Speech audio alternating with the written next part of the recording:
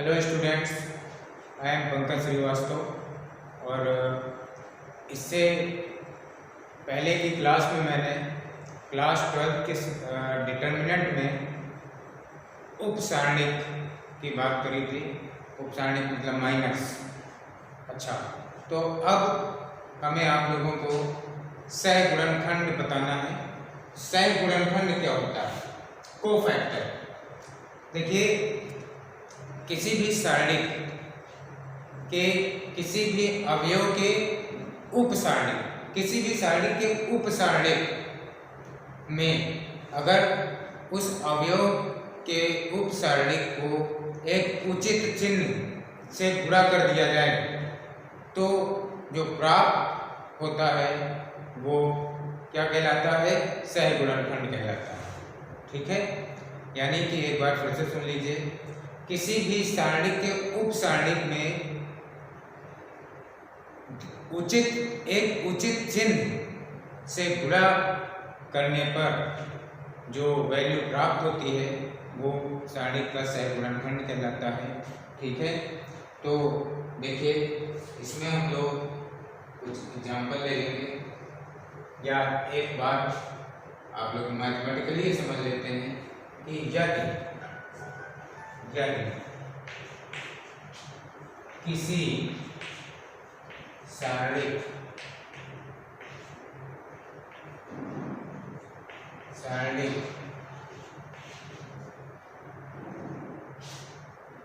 की nवीं पंक्ति तथा nवें स्तंभ का अवयव Amn हो तो अवयव Amn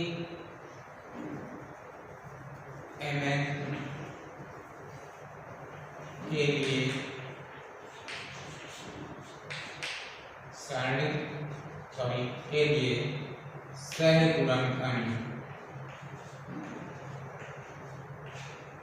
सहगुणनखंड बराबर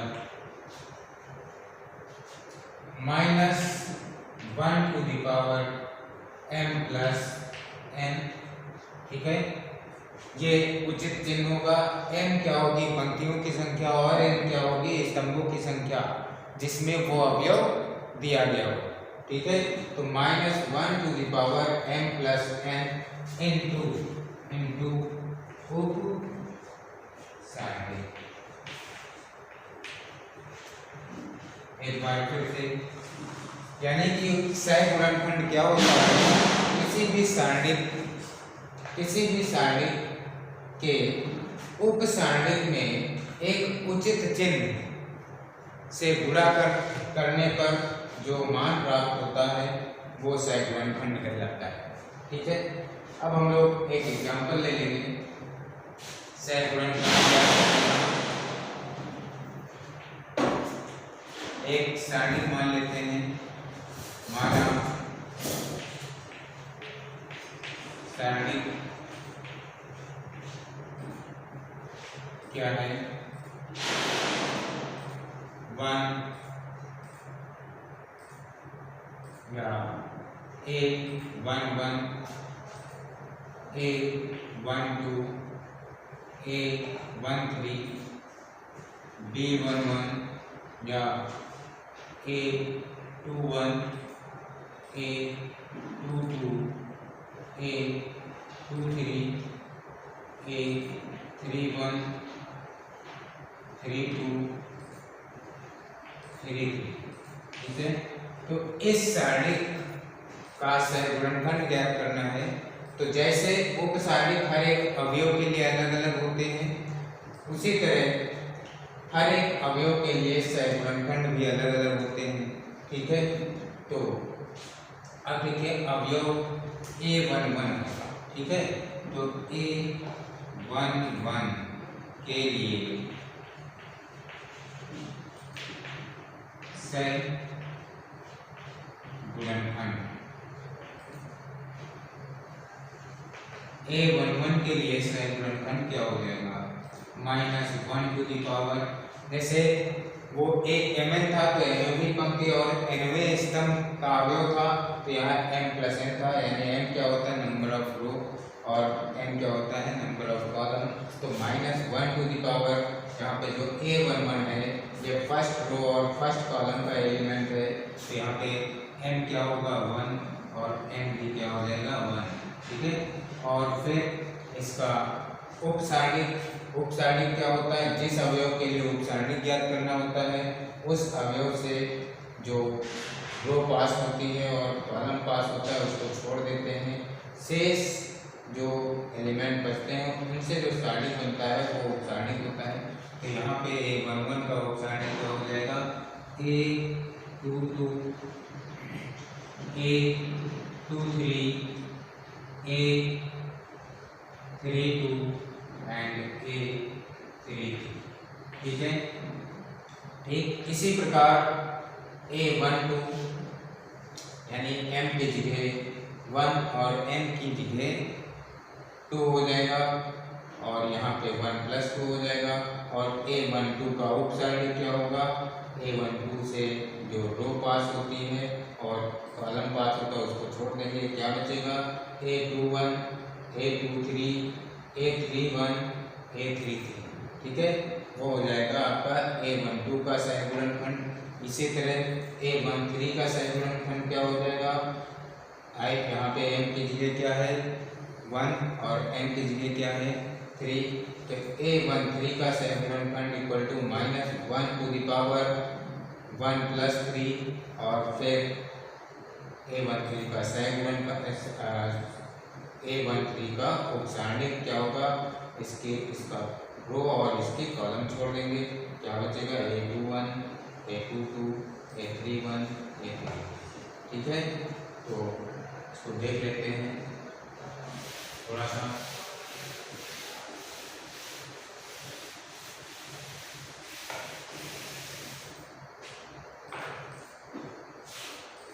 A12 का सह गुणनखंड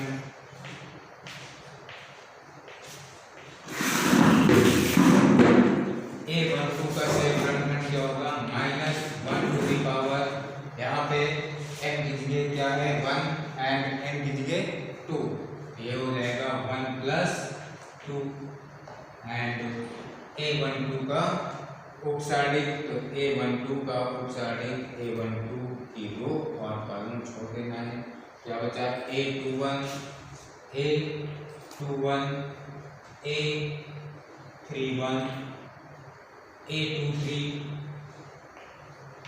एंड A33, राइट। फिर क्या है, एक एलिमेंट है A13, तो A13 का सह गुणनखंड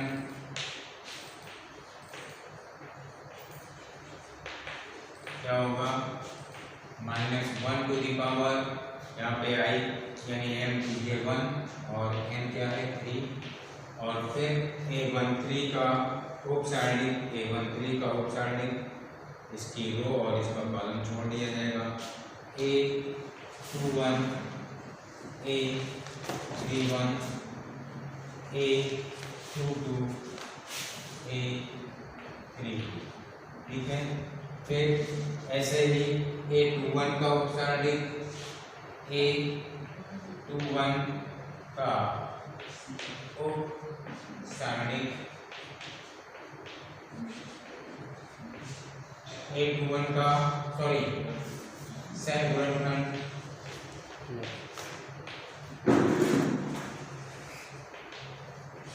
क्या होगा 21 यानी m की जगह 2 एंड n की जगह 1 है, तो -1 to the power m plus n यानी 2 प्लस 1 और A21, तो A21 वाली रो और A21 का कॉलम छोड़ दिया जाएगा, A12 13 A12, A13 एंड ये आपका A21 का तो इसकी रो और इसका कॉलम छूट जाएगा। A12, 13, A32 एंड A32 ये बचता है। ठीक है, इसी तरह से हम जो शेष एलिमेंट हैं इसके A22, A23, A31, A32 and A33 इनके भी लोग कोफैक्टर निकाल सकते हैं।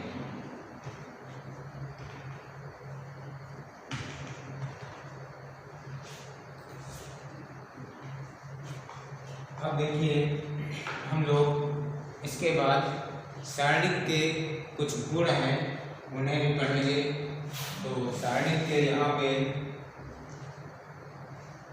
8 गुण होते हैं, उनमें से लोग स्टार्ट करते हैं कौन कौन से गुण।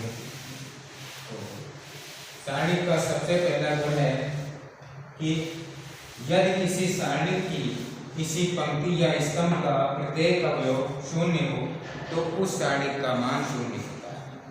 सारणिक का सबसे पहला गुण है कि यदि किसी सारणिक के किसी भी पंक्ति या किसी भी स्तंभ का प्रत्येक अवयव शून्य हो तो उस सारणिक का मान शून्य होता है। पहला गुण है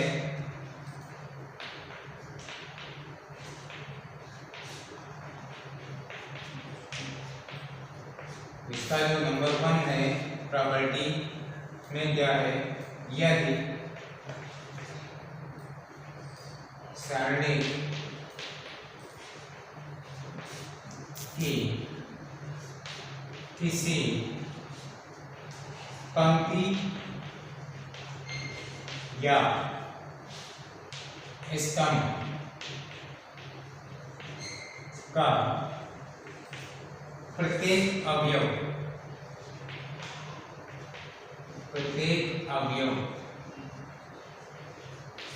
शून्य हो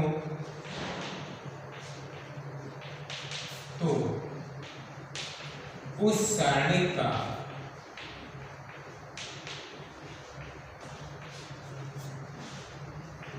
मान शून्य होगा।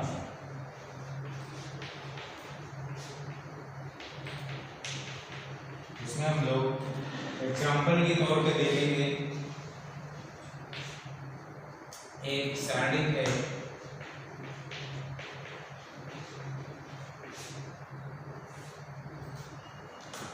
जीरो जीरो जीरो, एक रो के सारे एलिमेंट जीरो लेके देखते हैं 1 2 3 1 4 1। तो इसका मान ज्ञात करना है। तो सारणिक का मान ज्ञात कैसे करते हैं, किसी भी सारणिक का मान ज्ञात करने के लिए उसको किसी एक पंक्ति या एक स्तंभ के सापेक्ष विस्तार किया जाता है। तो इसमें हम लोग क्या करेंगे, सबसे पहले सारणिक का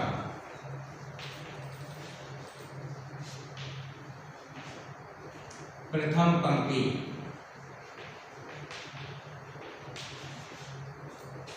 के सापेक्ष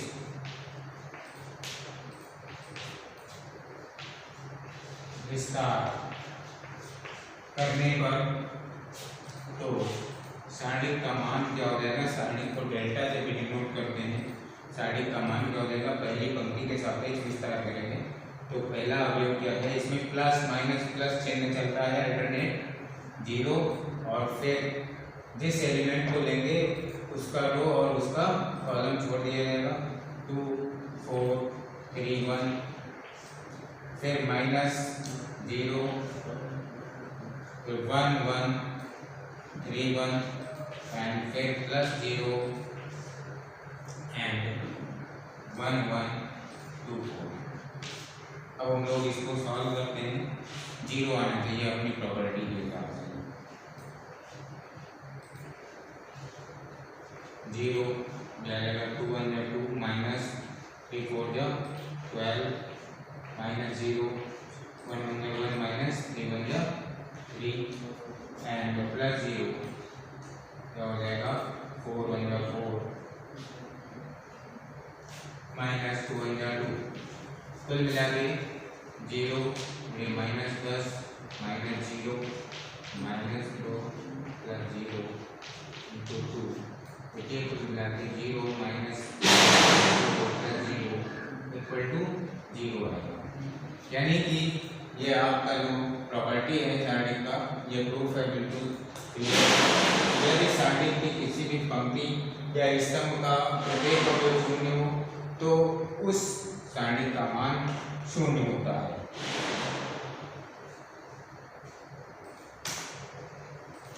इसकी नेक्स्ट प्रॉपर्टी है प्रॉपर्टी नंबर 2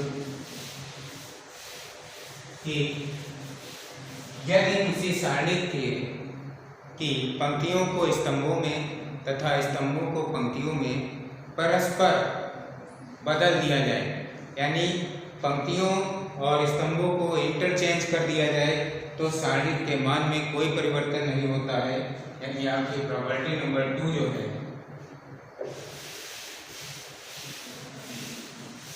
प्रॉपर्टी नंबर 2 है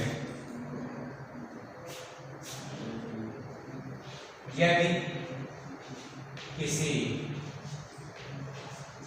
सारणी की पंक्तियों तथा स्तंभों को परस्पर बदल दिया जाए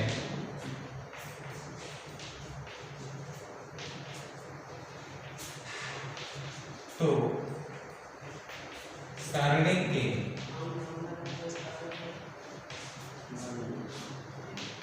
मान में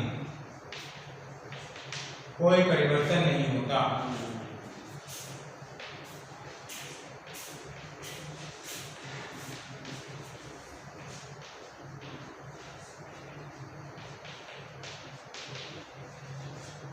तो इसके लिए भी हम लोग एक एग्जांपल ले लेंगे। एक डिटर्मिनेंट है सारणी क्या है 1 2 माइनस 1 0 4 5 6 1 0। इसको हम लोग पहले ऐसे ही सॉल्व करेंगे और उसके बाद इसकी पंक्तियों को स्तंभों में और स्तंभों को पंक्तियों में बदल करके सॉल्व करेंगे। अगर आंसर हमारा सेम आ जाता है तो ये आपकी प्रॉपर्टी प्रूव हो जाएगी। ठीक है, इसका सॉल्यूशन ये आपका डिटरमिनेंट। इसको प्रथम पंक्ति दी गई सारणी का प्रथम पंक्ति के सापेक्ष विस्तार करने पर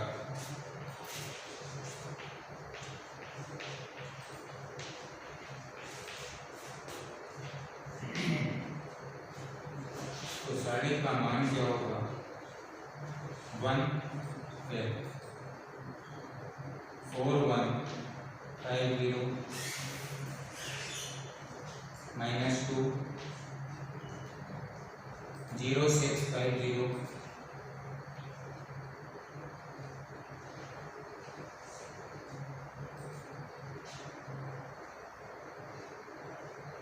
माइनस 1 और इसका 0 6 4 1 ये हो जाएगा 1 4 इंटू 0 0 माइनस 5 1 जा 5 minus 2 0 minus 6 5 30 plus minus minus 1 0 minus 6 4 24 equal to minus 5 plus 32 है 60 और प्लस 24 यानी माइनस 5 प्लस 4 8 यानी यानी 79। अब हम लोग क्या करते हैं, इसकी पंक्तियों को स्तंभों में और स्तंभों को पंक्तियों में बदल देते हैं।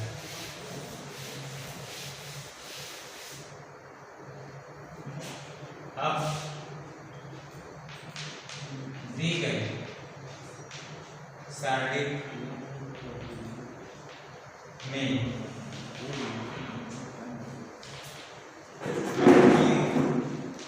तथा स्तंभों को परस्पर बदलने से प्राप्त सारणी क्या हो जाएगा भाई। इसमें देखिए पहली पंक्ति क्या है, 1 2 -1, इसको पहला स्तंभ बना लेंगे। फिर अगली पंक्ति को अगला स्तंभ एंड नेक्स्ट तीसरी पंक्ति को तीसरा स्तंभ। अब ये जो सारणी प्राप्त होता है इसका भी विस्तार करते हैं, ठीक है। प्रथम पंक्ति से सापेक्ष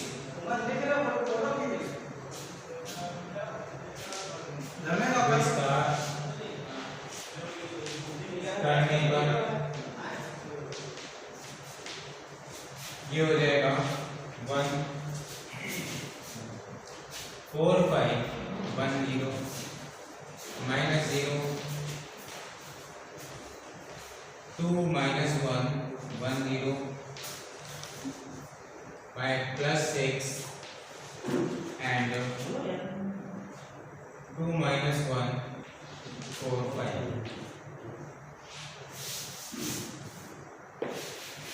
में देखते हैं ये हमारा 1 4 × 0 0 -5 बन गया 5 -0 2 × 0 0 माइनस प्लस हो जाएगा 1 बन गया 1 +6 और 2 5 10 माइनस प्लस 4 बन गया 4 हो जाएगा -5 -0 +6 × 14 -5 + 14 × 84 यानी 84 -5 क्या हो जाएगा 79। देखिए जो सारणी था उसका डायरेक्ट जब हम लोगों ने प्रसार किया तो भी क्या आया 79, और जब इसकी पंक्तियों और स्तंभों को परस्पर चेंज किया तब भी उसके बाद विस्तार करने पे भी सारणी का मान क्या आया 79। इसका मतलब आपकी जो प्रॉपर्टी नंबर 2 है यह वेल प्रूव्ड है कि अगर किसी भी सारणी की पंक्तियों को स्तंभों में और स्तंभों को पंक्तियों में परस्पर चेंज कर दिया जाए तो सारणी के मान में कोई भी परिवर्तन नहीं होता है। Thank you.